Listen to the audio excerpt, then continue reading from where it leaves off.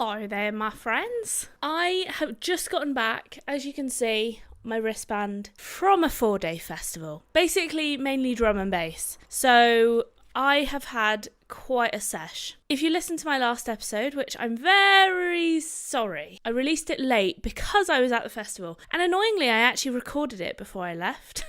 And then I just went off into the field and lost my way. So I just forgot. Basically, sorry about that. But I released it on Sunday, which was yesterday. So, yeah, like a whole fucking 3 days late or something. Anyway, we're back. Thanks for coming back to join me. And today we're talking about, and I thought, how apt, the fact that I've just come back from a festival. I thought I would give my tips on going to a festival generally, but mainly about going to a festival as a solo female. That's it.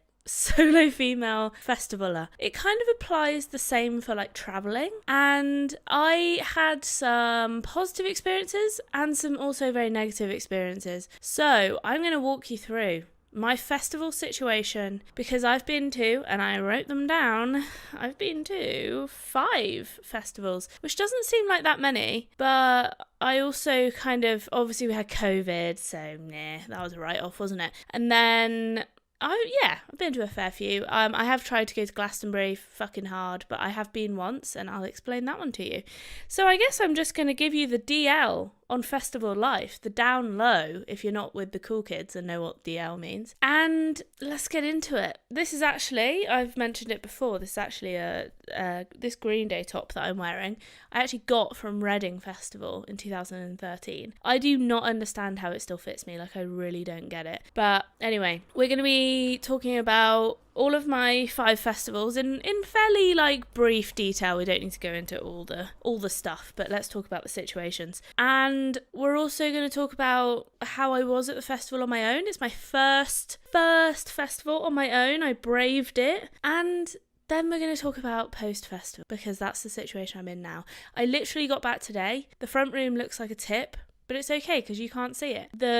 I literally just answered the door to get Deliveroo. Yeah, I know. In my pants, and I grabbed a coat from the coat rack, which was right next to the door. I don't think the man noticed. He didn't mention it. I just distracted him with my witty charm, and all was fine. No comments were made. Whatever, I don't care. I was in my pants. I've just got back from a festival on my own. Get over it, Deliveroo man, whose name I could probably find out, but I don't know, and my phone's over there. So anyway, I'm also very sorry if you can hear the motor cars. Oh, I'm not, by the way, I'm going to be honest, I don't know how much this is going to make sense, because I literally got back today. 10 hours, is that right? I don't know. 10 hours ago? No, 8 hours ago. And I'm not really functioning very well. I've had little to no sleep for various reasons. I guess we'll get into that. And yeah, I was like, oh my God, it's Monday. Why didn't I prepare a fucking podcast? See, I couldn't even think of that word. A podcast before I left. Like, I did the one, released it late. I'm just a nightmare. I'm sorry. I'm just a mess of a human. But only a mess of a human goes to a festival on their own. So what did you expect? Also, one of my recent episodes was my time as a professional party animal. So you can see my life shows kind of a theme. So yeah, expect some more party fucking podcasts to come up soon. All right, let's start. I think my palpitations might have gone now. They're still mildly there. I've had palpitations for the whole day and longer. It's not like my heart's going fast, but it's pumping hard. It's working. It's really doing its job. Like, I keep thinking, oh my God, is it going to stop? And then it just doesn't. So I'm like, fair play. The heart really is incredible, isn't it? Oh my God, I'm rambling so much. I'm so sorry. I have been on my own, not on my own, but like I haven't had anyone to like actively talk to for like 4 days, although there have been people there, and I've just kind of been monging out all day. So yeah, I'm probably gonna be chatting shit. But yeah, so my first festival was, it doesn't exist anymore, which is kind of sad, but it was like a fairly small, and it was local festival. It was a good slide into the festival scene, because I went with my friends from school and there was like quite a few of us, and you know, I was quite good friends with these people. It was really close. It wasn't super big, so like I can't remember how many people were there, but it was like a really, like, it was a, you know, local festival, so I don't know, maybe 5 to 10,000, I don't know, but that's not that many. Like, it sounds like a lot, but it's not, because Glastonbury is 200,000. Yeah, it's actually painful, literally. I'll get into it. I'll talk about Glastonbury because I have been, by some kind of miracle. And I've been to the one that I just came back from was Boomtown. I think there was like 60 to 70,000 people there. So 5 to 10 isn't like that many. Anyway, it was called The Big Chill. It was in, it's near like Ledbury, but it's fucking gone now. All right. So I remember just like loving it. It was like a fucking party forever. But I'd just broken up with my ex-boyfriend at the time. I was 15. Yeah, I was an early stepper onto the festival scene. And yeah, I don't know if I just turned 15. I was 15 though, I'm pretty sure. I don't think I was 16 yet. And maybe I was, I don't know. But 15, 16. And yeah, we'd just broken up and I was reeling from that. If you want to hear about my fucking tragic breakup, it's in one of my podcast episodes. I'm trying to think which one it was. I literally can't remember because my brain isn't working. So just have a look. It'll be something about relationships. If you want to hear about my... basically, I was fucking in love, but like dramatically, like clashingly in love with this guy.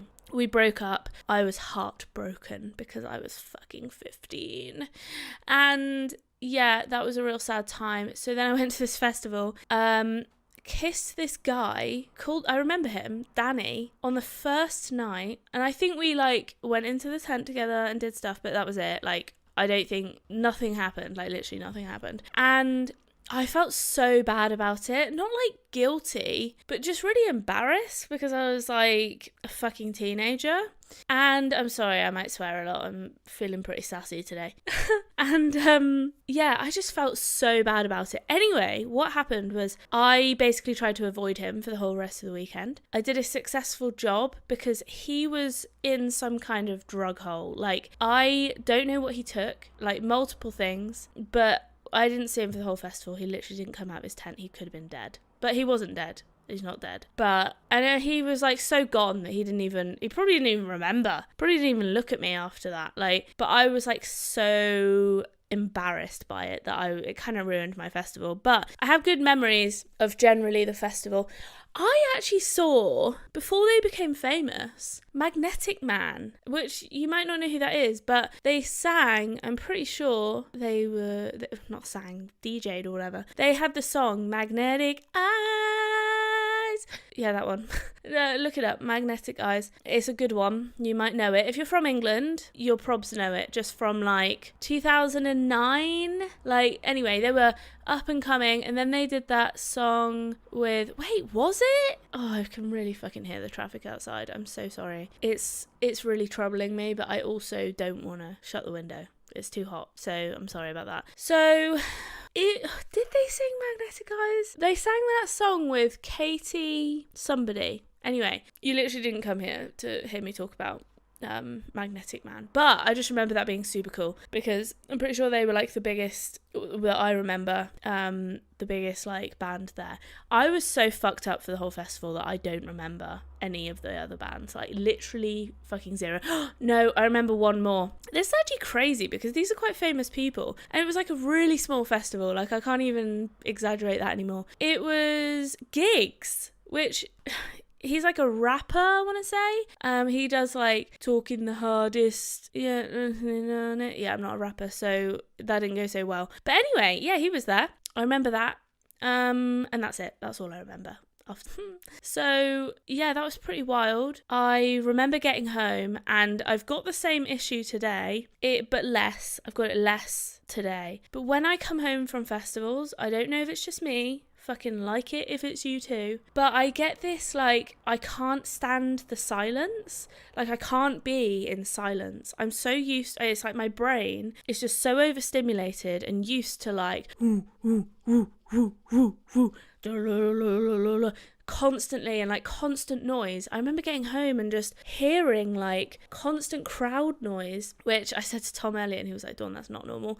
And I was like, I know, but that's because I was so fucked up. And I won't go into the details about that. I'll let you use your imagination. But also given that I was 15. But yeah, it's like a problem of mine. I have like, it just feels weird to be in silence. Like I'm fully in my own head. Like I can't distract myself with, what's that person wearing? What's that like music going on over there? I can see that lady's nipples. No, I just can't distract myself with anything. So it's like all I can think about is like how silent it is. And some people might like it, but I don't when I get home from a festival because it feels. So that's currently the state that I'm in. I've had to have the TV on all day and some relaxing music. And it's okay if I'm talking. Like I've realised this now as I'm just rambling. Because my brain is just saying everything that's like in my head, I am not like constantly thinking, oh my god, what is life, what is the world, where's all the noise gone? That's kind of what I can hear. So the big chill was a big success. I don't know if it was. I had mixed emotions. I basically oh my god, what just happened? That was really weird. It's like I stopped existing for a second there. Oh my god, I'm like not okay today. I'm so sorry. That is what happens if you get yourself fucked up for 4 days in a row in a tent. But we'll get into festival life in a second. It's happened again. Wow. I hope I can make it through. It's like my voice just keeps choking and I can't talk. So maybe this will have to be a short boy today. Oh god, the noise outside is killing me. Okay, so it was an okay success. I think what I've realised is I've had anxiety like all my life and festivals don't make my anxiety better. Okay, we've got that. The only thing that makes going to festivals better is actually, I'll get into that at the end because I've got it coming up. So then we go to, I'm now 18, I'm now of age, so don't worry, you don't need to call social services. I'm now 18. Reading and Leeds Festival is like a weird festival because it's two festivals, but it's one festival, but it's like they're fucking hundreds of miles apart, but they're still called Reading and Leeds. Basically, the situation is they want everyone to go and listen to the same bands, I suppose, but it's like one's in the south of the country and then one's in like really far north. So you can have you can see the bands if you want without having to travel up to Leeds, which is fucking amazing, or vice versa. So Reading Festival, the lineup, beautiful, as well as Glastonbury actually as well as Creamfields. Okay. We'll get on to some of the lineups. So Reading Festival, Green Day, as I said, I'm wearing the top. Who else did I see? Chase and Status, Eminem, and then Dido was there. I also saw Clean Bandit before they were like properly famous. So, you know, I'm an OG Magnetic Man and now Clean Bandit person because I went to both before they were famous. Just saying. And maybe I'm an Omen. And I remember I can't remember what they're called now. Knife Party. They're not that famous, but I remember it being the fucking craziest thing ever. Like, I nearly died in the tent. So I was quite lucky to survive that one. Remember that I am 5'1". I don't look that small, but I am. So yeah, that was a hard time. I also spent a lot of time looking at people's backs. Although that is the first and only time I've been on somebody's back. I was quite light back then, so this guy offered to put me on his back and I was like, are you sure? Who was that at? Maybe that was at Chase and State was on the main stage. I'm really sorry, I literally can't remember. It was someone good though. It's kind of upsetting me that I can't remember. Oh, fuck. What are they called? Oh, Disclosure. I was thinking Disciples, but no, Disclosure.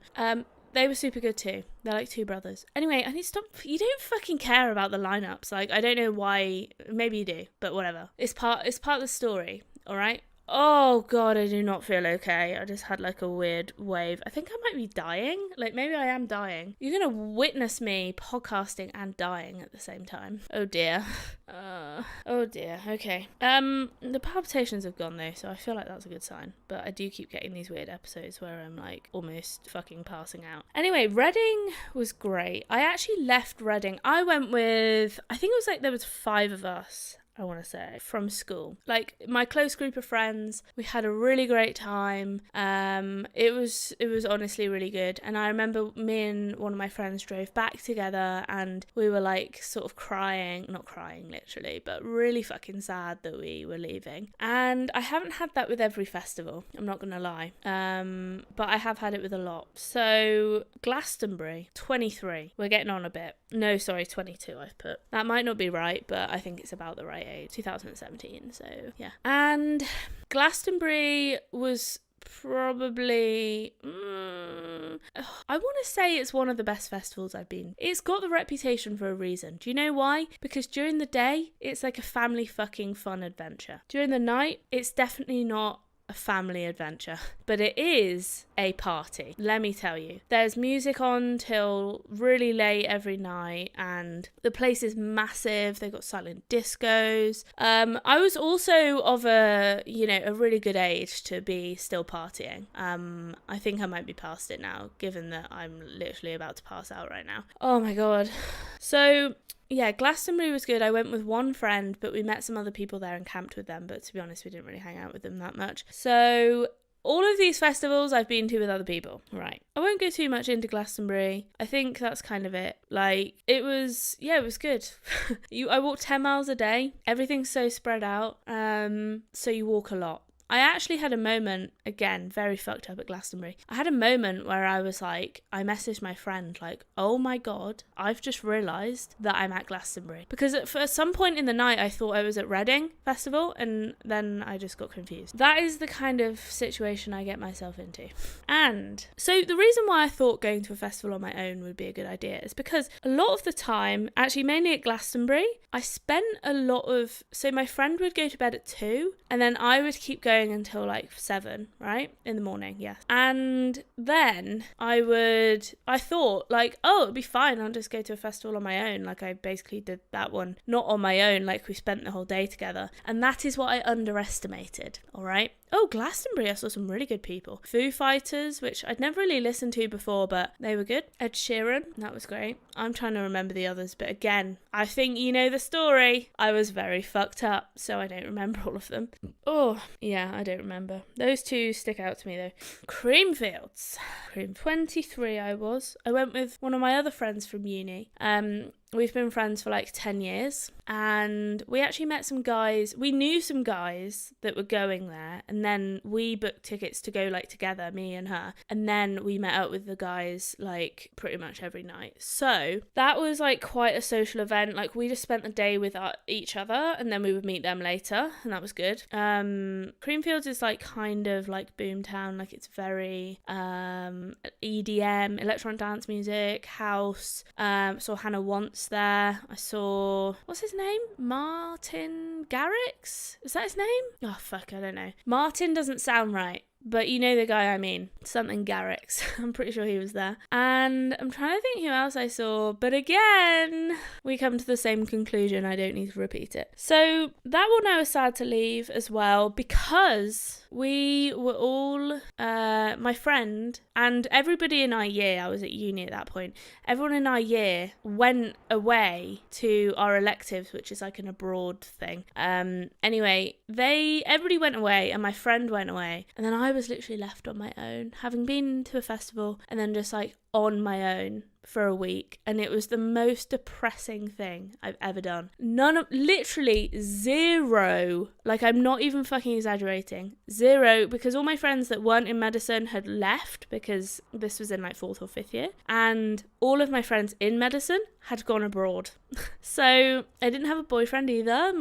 We'd split up at that point, and yeah, I was fucking miserable. So I was kind of a bit worried. Like, I do get worried that I'm going to be really fucking sad after a festival, because it has happened quite a few times. Right, let's get to Boomtown. Come on, we need to make it through. We're almost there. By the way, over the years, my evolution of festival life has evolved. And let me give you a couple of my secrets, right? Number 1 is you need a bucket. If you're a female, you need... this isn't a recommendation. It's a fucking necessity in life. I'm literally looking at my bucket right now. It's still in the front room, which is pretty gross, but whatever. Because what do I use that bucket for? I hear you ask. I use the bucket for weeing in the tent, I guess in the tent. In the little porchway, or sometimes in the tent. Now, it does make a lot of noise, but I'm not fucking lying to you. Once you've drunk a lot and the wee starts flowing, you've broken that seal. Oh my God, do you need to pee all the time? You don't want to get your ass out to the world. So my best suggestion, put a bucket in the tent porch and sit on it. Don't have a collapsible one because you'll just fall down. Sit on it, have something to hold on to because you might fall over like I almost did and then fucking fall in your piss. And honestly, it's game changing. You don't want to walk to the toilet in the middle of the night. No. If you need a wee, you don't want to walk to the toilet, have to get dressed and walk to the toilet when you wake up. No, it's not a vibe at all. You want to piss, get back into bed because you are dying. And sometimes it's raining, sometimes it's quite a long walk, sometimes you haven't got that many clothes on. So it's honestly, it's game changing. My second game changing thing is, well, I've actually got quite a few. I took a poncho this year. Now, I didn't actually use it to wear.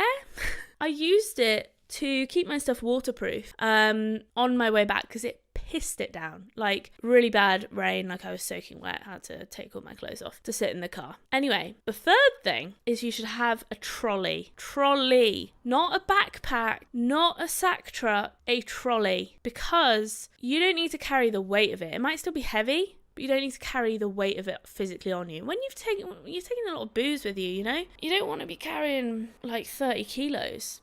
Oh, my fourth thing is right here, and that is you need a camelback.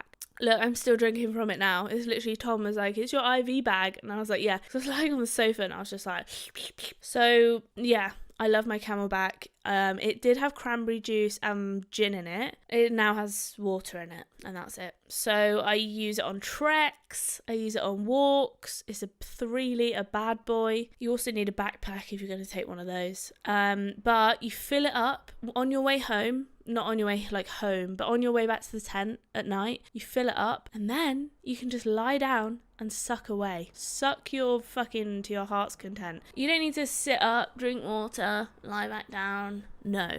Just drink as you're lying down. It's honestly amazing. And also, usually bottles are like limited to a litre. You want a lot of water in your tent, but in a container. My next thing, I think we're on number 5 now, is you need to take one of those silver foil blankets with you to put on your tent, the outside of your tent, to reflect the heat. Now you put it on the side that the sun goes over. I actually fucking forgot mine. I was so sad. I was gonna pack it and then I left it in a different bag and I didn't, and everybody else had one and I was like, grrr. So not everyone, like a few people. Number 6, I'm actually gonna do like a proper YouTube video on this, by the way, is to take bin bags. Yes, they are a vibe. You want to keep your area clean. You don't want like wasps and, I don't know, feral animals coming to, you know, get in your situation. No, you're already living in a tent that's got crumbs everywhere, glitter and a piss bucket. Like, you don't need more things to attract concerning animals. Oh God, talking about concerning animals, there's a moth. I thought I was seeing things, but it is an actual moth. Well, that's fine.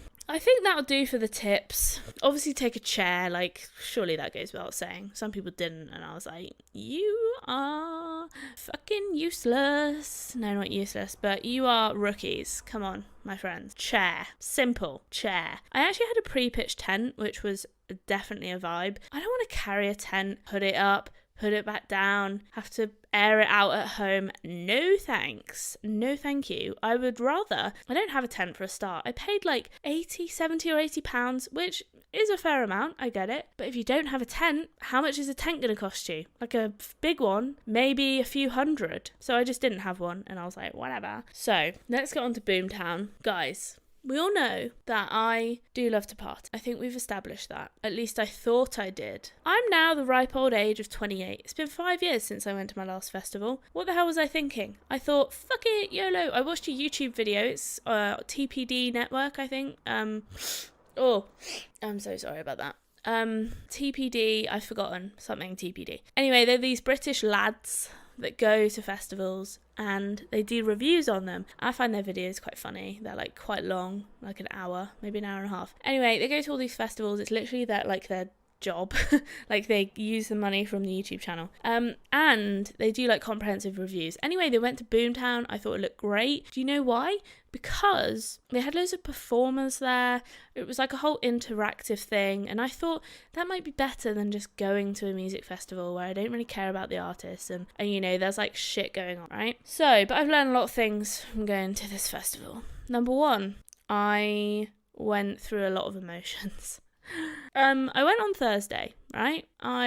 When I first booked my ticket, it was after I watched the video. I booked my ticket and I felt really excited. Then a few days later, I felt really scared and I was like, oh my god, what have I done? Wanted to cancel it, couldn't find any cancellation terms and just thought, fuck it, Dawn, you need to get over it, just get over yourself. Like, anxiety can't rule your life, YOLO. And I thought that until a bit later. So then I got over the sort of scaredness, and then I was preparing to go and I was like, wow, I'm getting all this stuff, like it's really fun, yay, going shopping, etc. I thought it would be real fun. And then I got there and the anxiety hit and I was like, oh my god. I saw the festival, I was like, oh my god, Dawn, what have you done? Like I was sort of like a mixture between nervous and excited. Like it's the same physical state, but like confusing. So I was like, I'm not really sure how I feel. I feel excited but also scared. So that was confusing. And then I had anxiety pretty much all the way in, and everyone was with people and I was on my own, and I felt it was just such a long walk. Like it was only an hour, but like, oh god, it was really hot.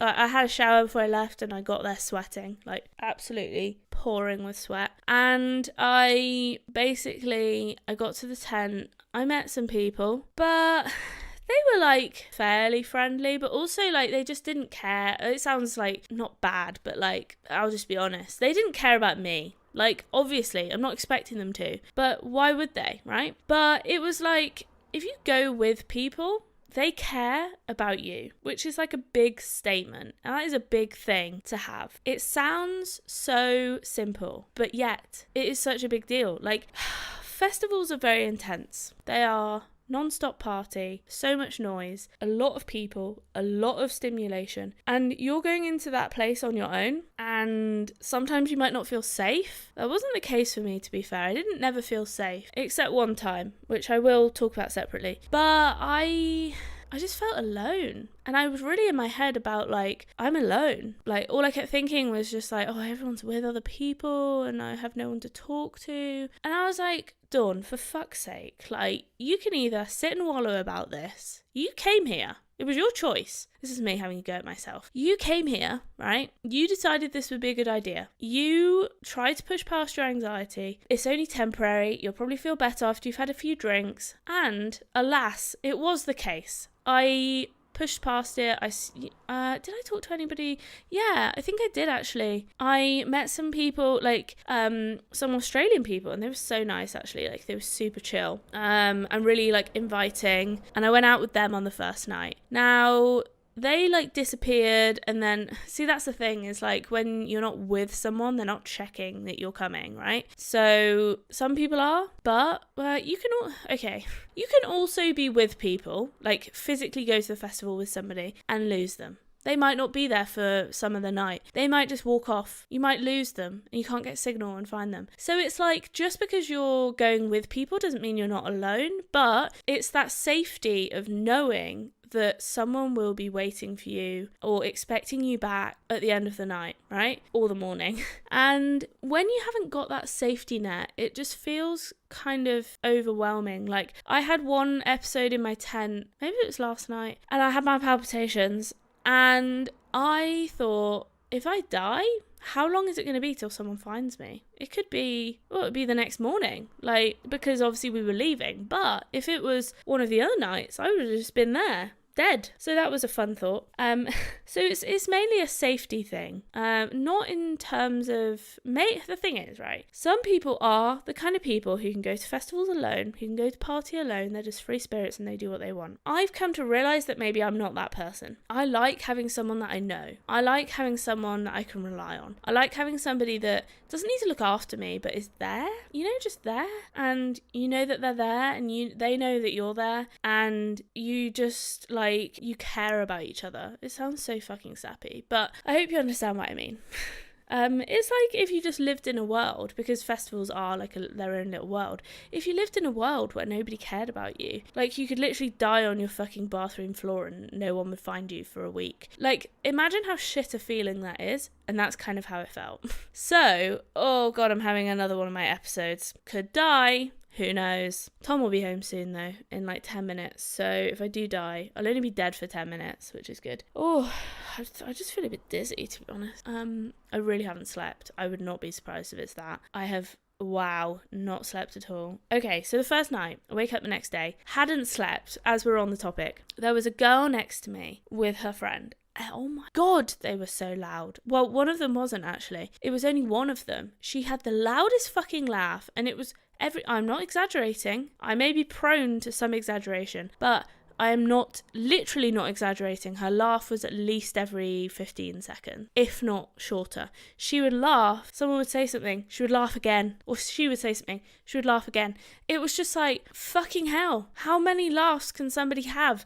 I didn't understand it. She was on a lot of ketamine, okay? I'm going to put it out there. And other things. Everyone at festivals at the moment is into ketamine. I don't understand it. I have never done ketamine, and I don't actually have an intention to try it, because I know that it's a fucking tranquilizer, and also I've seen people, when we use it in hospitals, people, they're quite funny, you know, they go into this like, into this zone where they like hallucinate and shit. But that's IV ketamine, and it wears off very quickly. Now, I don't know how... Also, you don't know what these powders are cut with, right? So, I'm sure they're not just ketamine. Anyway, there are a lot of people in what I would determine to be a K-hole. Looked very worse for wear. And I don't want to be in that situation. Maybe I didn't mind as a younger person. It would have been like, haha, so funny, I'm in a fucking K-hole. I've never tried ketamine, but just saying. But now, especially going on your own, you don't want to be in a fucking K-hole on the side of the hill. Like, you just don't. On your own. Is anybody gonna find... sort somebody out for you, like to come and find you and take you to the medical tent? I don't know. I literally don't know. So I would hope so, but I also wouldn't put it past them not to. Anyway, the first night, like I said, I didn't sleep because this woman, very lovely, I'm sure, but so loud, and she was talking, she couldn't find her ketamine and she couldn't find her weed, and they were searching around the tent for ages. It wasn't just me that was moaning about this, by the way. Everyone was. We shared stories, and they brought these two guys back that they'd never met before, but they decided to share a 2-person tent. I'm not judging, but I'm also like, why would you share a 2-person tent with 4 people? Like, why wouldn't you just split 2 and 2? Like, you want to go make out with your guy, go make out with your guy in his tent, and then the other one can have the other tent, and then, like, there's more room? Like, what is the situation with that? I do not understand. So, she kept me awake all night, and let's not say all night. I got home at, like, I don't know, 12 or 2 or something. The music went off at 12 on the first night. So I got home. Then she comes home a bit later. So it was like, then they kept me awake for a few hours. Put earplugs in, did not work. Oh, that's on the essential list as well. Take earplugs and an eye mask, because otherwise you will die. So I barely had any sleep. I do not cope well with no sleep. I wish I did. I wish. It's like a pet hate of mine. I have a friend that can literally go for 4 hours sleeping and function on that. And I'm like, how? You're gonna be great when you have kids, but how? I just can't. I need a long time in bed, especially now. And so I hadn't slept. I drank some alcohol the night before, and I get quite bad hangover anxiety. So there I was, anxious. I'd also, stupidly, drunk loads of cider.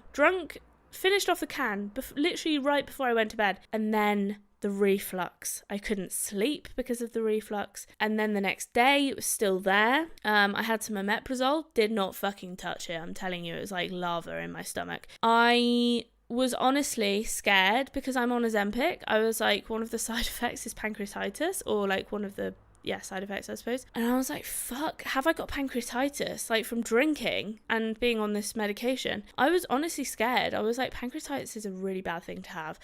Being a doctor, I know that. And I really don't want pancreatitis. And I was like, it's not going away with the omeprazole. Like, am I dying? There's a lot of fear of dying here, isn't there?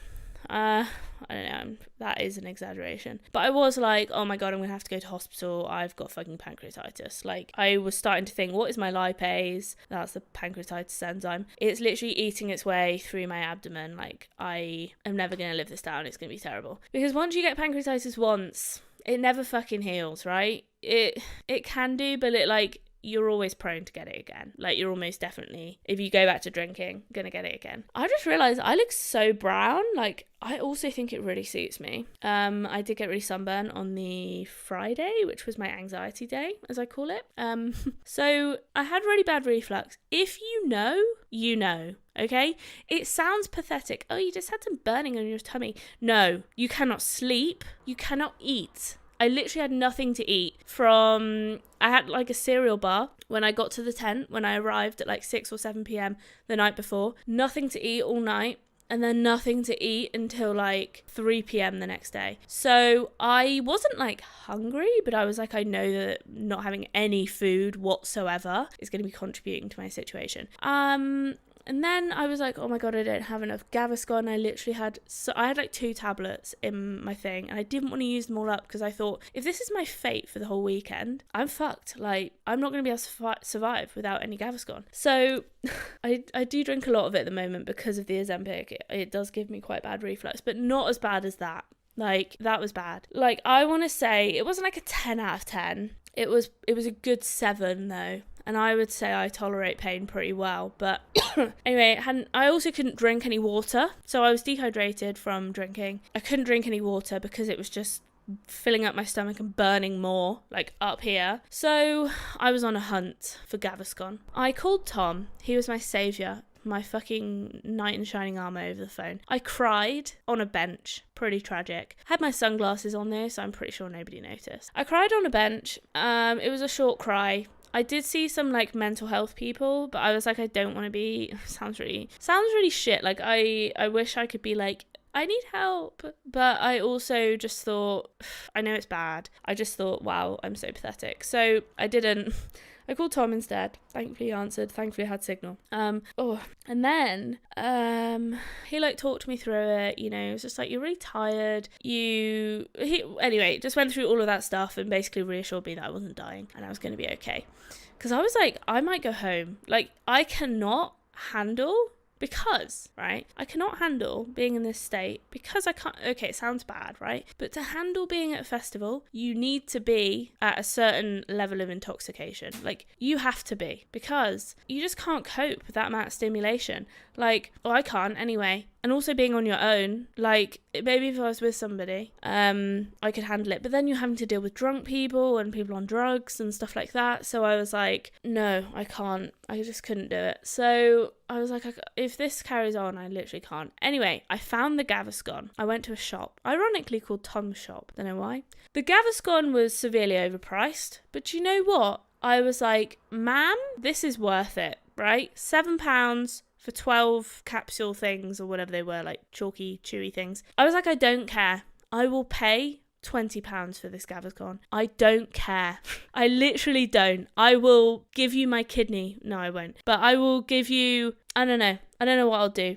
A lot of money. I might have even paid £50. I literally didn't care. I was in that much pain. And it was just making me more anxious because I couldn't eat, couldn't drink, couldn't sleep, right? So I paid her £7. Actually, I went to the lady and I was like, oh, do you have any medications? She was like, yeah. And I was like, oh, okay, great. Because obviously she's not like a pharmacy, so I didn't know if she could sell them, whatever. And they were like round the corner, so you couldn't see them. I said, okay, what have you got? And she said, paracetamol, ibuprofen. I said, not what I want. Have you got anything else? She said, Nurofen. And I was like, oh, okay. I was ready to give up the ghost right there. I was like, okay, my time's over. I am officially going home. And I said, and I'm so glad I asked, I was like, I'm actually looking for Gaviscon. She was like, oh yeah, we've got that. And I was like, lady, I asked, what else do you have? You literally just said all the painkillers that you have and nothing else. Like, you could have been like, I have pain. Anyway, she's not a doctor or whatever, but I have painkillers. I have, what else? Reflux medication. You know, just fucking segregate it into like branches. Please, lady, I need this. So anyway, I bought the Gaviscon. Oh, my sweet baby lord. It was the best thing ever. I took one reflux, gone. I honestly, this is not even like a fucking sponsor for Gaviscon. I don't know what happened. I was like 7-0. Like, it was gone. Gone. And I thought, oh, it won't help because it's the tablets, not the liquid, right? And omeprazole hasn't helped. So how the fuck's this going to help? I don't know what it did. It literally, that little man, the little fireman, went down my esophagus and got his hose out and started hosing my acid away. And it was gone instantly. I was like, oh, it was honestly like a fucking blessing from the Lord. I can't even comprehend how great it was. So there I am. Reflux gone. I decided to get some food. I get some pasta with tomato sauce. I get child's portion. Still £6, but there we go for pasta. Yeah, that was pretty good, to be fair. That fucking sorted me right out. I needed something that was fairly bland. Tom was like, don't get something really fatty, don't get something really acidic, don't get something spicy. And I was like, okay, all I can see in front of me is a toasty place, a pizza place, both got cheese, loads of cheese, an Indian cheese, not cheese, spice. What else was there? A mac and cheese place, cheese, fried chicken, fat, which opens your esophageal sphincter, so there's some medicine for you. Anyway, all of these things cause reflux. So I was like, tomatoes are a bit acidic, but I was like, let's just go for it. Because I thought, at least if the tomato sauce doesn't work, then I've got the pasta underneath and I can just eat plain pasta. So yeah, that was a vibe. Then I was able, after that whole fiasco, I was able to start drinking. And I know that sounds super fucking tragic, but when you're in that kind of situation, like, you just have to find some way to get through it, right? And if that is to sedate yourself with alcohol, then so be it. All right, so that's the way that went. I met some friends, temporary friends. Tom was like, did you get any of their numbers? I was like, no. It's not that I don't want to see these people again, but I know how it goes, right? What happens is you meet them and then you exchange numbers and then you never speak again. And I'm just like, we live in completely different parts of the country. Maybe I could go to festivals with them, to be fair. But, I have too many people to keep up with already. I just don't need more. So anyway, I met a lot of groups of people who I really liked. But that it's just a temporary thing for me, and then I just move on with my life because I've done it. I've traveled a lot and I've got people's numbers, and then for what? For absolutely no reason. And I wish I was one of those people that kept up with people that you met like 3 years ago in Thailand. But I just can't. I can barely keep up with messaging my own friends and family, let alone adding more people that I never see to that situation. I like messaging people to meet them, and that's kind of it, right? So I don't have any of their numbers, and I didn't. One of them was like, oh, have you got Instagram? And I was like, yeah, but why? You don't care about my pictures, surely. So I told her it, but I don't think she'll find it because she was pretty fucked when she asked me. I really don't think she's going to remember. Okay. Weirdly, I made it backstage twice. Yeah, not the big stages. But the smaller stages. I made it one time, last night. I made it into the crew area. What you've got to do when you're on your own, you're just walking about. The thing is, when you're in a group of people, you look like you're party goers. But when you're on your own, you just sort of walk in with confidence, no one questions you. They honestly don't. So I was just following the music, just following my feet, as I call it, just walking where my feet took me. And I arrived at this crew area. I don't know. I just happened to get there. I went through this gate, and then I went through another gate, and suddenly I was there. And I was like, what's this place? I've not been here before. And then I went and spoke to this guy, and he was like, oh, it's the crew place. And I was like, ooh, this girl's not crew. But no one cared, literally. Nobody cared. So then I went out with them for the night, and yeah, it was good. Finished about 12:30 because the first and the last nights finish early, so it was a pretty short stint. But they were super nice. They looked after me, I said I was cold. They gave me a lion hoodie, and they went to the toilet with me. I said, oh, I need the toilet. No, go with me. And it's just simple things like that. When you're with your friends, you go to the toilet together. It's just a safety thing. I honestly feel like it's kind of settling. Everybody jokes about going to the toilet with girls, everybody goes together. But it's also you just don't want to get separated and be on your own. Because, okay, now, this is my story. I get quite bad, I think we've already mentioned it, anxiety. I get anxiety sometimes when I'm drunk, sometimes when I feel in an uncomfortable situation. I was out with these random people. I just met them. I was like walking along and then I just randomly started talking to this guy called Willie. There we go. And somehow got into conversation. That's just how it happens. I just walk along. I don't go, I'm going to go and talk to those people. They look like they'll be a good time. No, I just walk and then I talk. It only happens when I'm drunk though, like not when I'm sober. So I have to get drunk basically. Otherwise I just not make any friends. But it's hard, like, breaking into new random people who literally don't care about you or know who you are and just being like, hello, will you be my friend? So, I went out with these people and then we were out at this, like, one of the tents, basically. And, and randomly, I don't know how, but I met this guy called Michael. He was from Poland. And I didn't meet anybody else who was on their own except for this guy. He said he was on his own as well. Why does that look so wonky? I was like, oh my God, I'm on my own. And then we went off together. I don't know. He got my number. I got his. I don't know. I think I gave him mine because he messaged me. I didn't know I had his number. I didn't know that he had my number. I don't know. Anyway, I don't remember. But yeah, then we decided, let's go somewhere else because I was kind of bored at being in this one stage for so long. And that's kind of the benefit of going on your own. You just be like, I'll just wander where I want. It's like you don't have to try and please somebody else. If you don't like the people that you're with, you just leave. No excuses, nothing. You're just like, bye. You have no one to argue with, because a lot of people argued. Oh my God, I heard so many fights, verbal fights mainly. But people argue, especially when they're drunk and there's drugs involved as well, and everyone's tired and just not in a good way. Like, people argue. And you're in a small space as well. And I was like, that was one of the things that I was like, I'm kind of glad that I am on my own because I'm not arguing with anybody. Not that I think I argue with my friends, to be honest.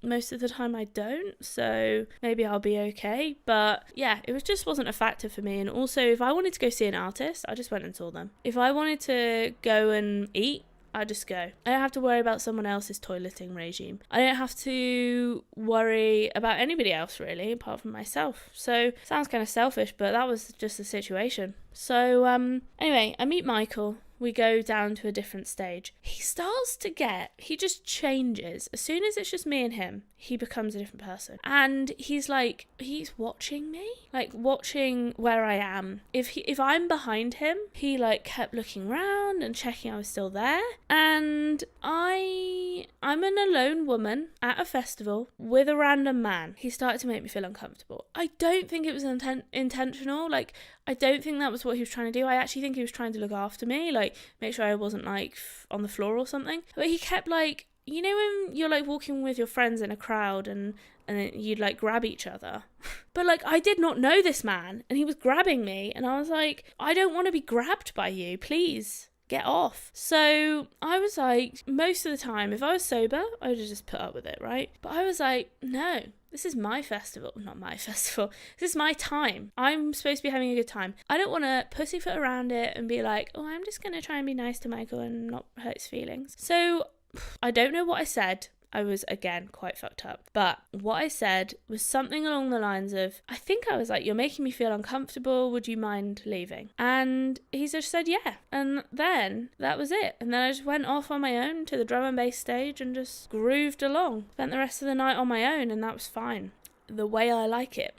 So I've never had an issue with guys at festivals, guys trying to I don't know, pull you somewhere or touch you or whatever. I've never had an issue with it, and I'm not saying that's what he was doing, but I felt uncomfortable and I didn't want to put myself in a situation where I was on my own and anyway, I was with this rando that I didn't know and he was I don't know what his intentions were, basically. So also I was in a vulnerable state, on my own, female, drunk, in a dark place, in a dark field. So I feel kind of bad. He actually messaged me the next day and I'm going to reply. I am. He was look, I'm really sorry if I made you feel uncomfortable. I think he had good intentions. but I wasn't going to risk it. You don't have to reply to this. Hope everything's okay or whatever. So it was quite nice. I am going to message him back and be like, look, my anxiety gets pretty bad when I'm like, you know, on my own and at a festival and intoxicated. So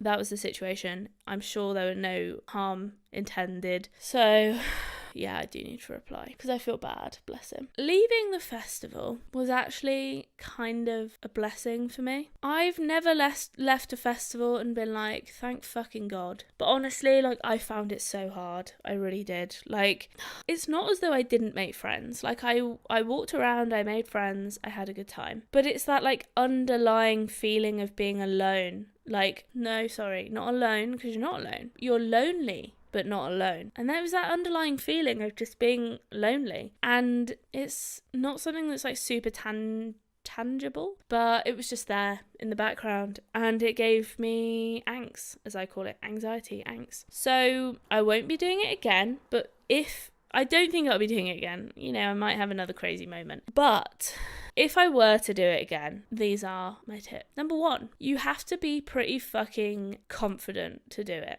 It is not an easy feat, let me tell you. I thought it would be easier than it was. It was much harder. Everybody that found out I was there on my own was like, whoa, I could never do that. Like, fair play. Like, no one was like, oh my God, you're such a weirdo. But everyone was like, fair play. Like, I respect you for that. Like, they thought I was some kind of superwoman. On the inside, I was dying though. So yeah, you've got to be in the right mental space to be doing that. Let me tell you, okay? If you are unsure about it, it's probably not for you. Look, I've learnt my lesson for you. I did it for you, to tell you my gospel spirits from the other side. Don't get me wrong, I had a good time. I saw some fucking great bands. I've learnt some new bands as well. And I didn't get that fucked up. So, because I did one night, then Michael night. But I did get fairly fucked up last night, but not that bad.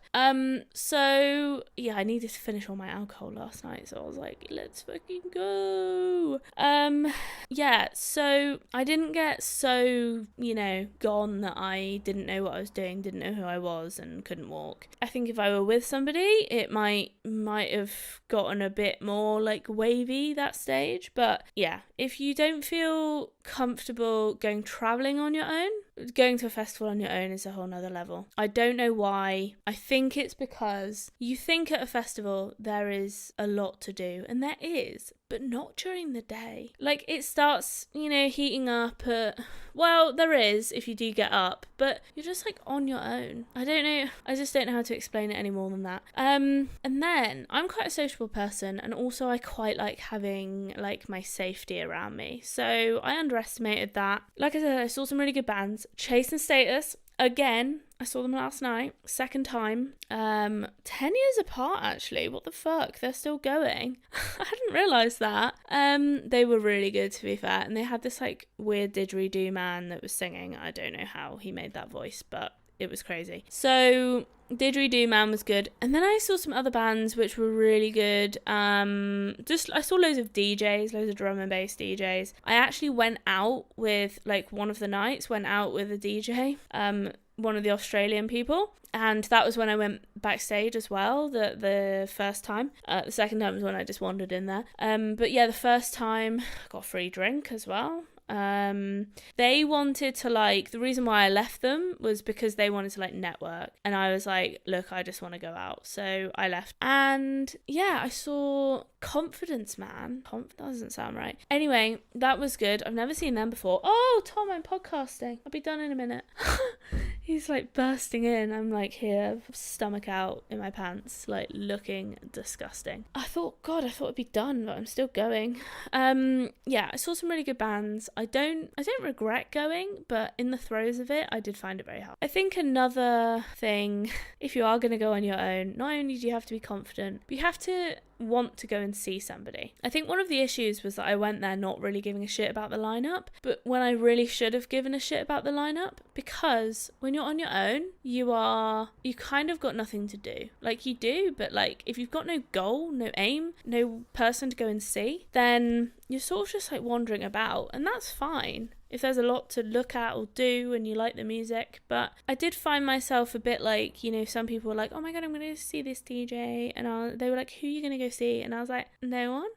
So that was a big mistake, not choosing a festival because of the lineup. I think, do you know what, if there was a great act on every day that I could look forward to, that would have been good. Like if it was like Glastonbury or something, and it's not like I didn't have people that I liked, but I didn't have anybody that I was specifically going to see. I did go and see Beanie Man, I did go and see Chase and Status, but the other people, just like Confidence Man, Nawu, I can't remember now. No. Anyway, some kind of like orchestra hip hop thing. They were really good. But like I just came across them by chance, you know? So that was just luck. And it would have been good to have like a plan. And like also it's some familiarity, you know? If you're going to Glastonbury or whatever and you know Ed Sheeran's there, you know his songs, you can sing along to them. It's like something that you can kind of hold on to, that you're like, I know this and I'm gonna go to it and I'm gonna have a good time because I know they're just like, you know that you like them. Whereas for me, apart from Chase and Status, everything was a bit like, who knows.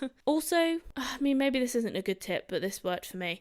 Take enough alcohol, because you're going to need to get some kind of level to be able to cope with the situation if you're on your own. Don't drink too much though, you don't want to be like fucking crazy. And I think those are kind of all my tips really. But yeah, I'm not even sure I can go to a festival with anybody else, to be honest. Like, just, I don't know if I can handle them anymore. We'll see tomorrow. I feel like it's going to be downhill tomorrow, but let's hope we're going up. Anyway, thanks so much guys for listening. Sorry it's been a lot longer than I thought it would be, to be honest. But I enjoyed talking about it. Festivals are good fun, but they are intense, fucking intense. Like, I can't, if you've never been to one, like, I don't understand you, but I'm joking. But if you have, you know, they are so intense. It's literally a full-on party all day, every day for 4 days, maybe longer. Oh Jesus. And no sleep, sleeping in a tent, pissing in a bucket, no shower. Like, I stunk when I came back. Like, I can't even comprehend it. I did run out of underwear, though. Sorry, only one night I ran out of underwear. Anyway, well, that's not true, actually. I did have a thong, but I was like, no, I'm not putting a thong on. I just can't. I can't cope with that. So, there we go. If you liked it, give it a like. If you're thinking about going to a festival, maybe you could invite me. Maybe I could be your new party friend. I'm less of a liability than I was 10 years ago. So that is some kind of consolation. And yeah, let me know what you thought. Comments down below. If you're listening on the podcast, like on a streaming platform, not YouTube, I mean, give it a rating, please. That would super help me, you know, like 5 stars, but hopefully like nothing less than that. That'd be really good. And if you do put less than 5, then I want to know why. I want to know, what did I do wrong? Please. But thanks to all the new listeners who are popping up, like, honestly super appreciate it. And thank you so much for coming back every Monday and Thursday when I'm not fucked up in a field. But yeah, thanks for coming back, honestly, super appreciate. So yeah, I will speak to you in 3 days, I believe. So peace out, bitches. Hopefully I am still alive by Thursday. I'm sure I will be. At least I've got easy access to hospital. And my palpitations have gone. I haven't had any more dizzy episodes, so that's bearing well for me. Anyway, I have to go. Tom's back, and it's time to eat. Bye.